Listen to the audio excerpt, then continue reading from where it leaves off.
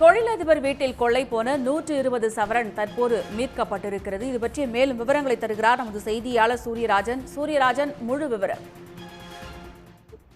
கண்டிப்பாக சென்னை அருகே சிங்கப்பெருமாள் கோவில் பகுதியில் கடந்த 2 நாட்களுக்கு முன்பாக தொழிலதிபர் ரிஷிஷ் அப்படின்ற ஒரு வீட்டில் கிட்டத்தட்ட 120 பவுன் தங்க நகை மற்றும் வெள்ளி பொருட்கள், பணம் ஆகியவை திருடி சென்றது.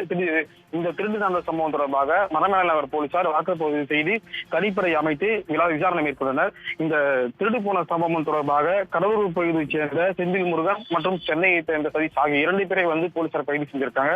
கிட்டத்தட்ட தனிப்படை அமைச்சு 2 நாட்கள் தேடி வந்த நிலையில் இந்த கைது செய்யப்பட்ட 2 குற்றவாளிகளிலிருந்து கிட்டத்தட்ட ஒரு 120 பவுன் தங்க நகையும் அது மட்டும் இல்லாமல் 40,000 ரூபாய் பணமும் மீட்கப்பட்டிருக்காங்க. 2 நாட்களுக்கு முன்பாக சென்னை அருகே சிங்கப்பெருமாள் கோவில் பகுதியில் 120 பவுன் திருடப்பட்ட சம்பவம் தொடர்பாக கடலூரில் இந்த குற்றவாளிகள் போலீசார் கைது செய்ததாக சொல்லி தெரிவிக்காங்க. இந்த கைதான குற்றவாளிகளுடைய சிசிடிவி தற்போது வெளியாகி மிகப்பெரிய ஒரு பரபரப்பை ஏற்பட்டுள்ளது. விரிவான தகவல்களுக்கு நன்றி சூரியராஜன்.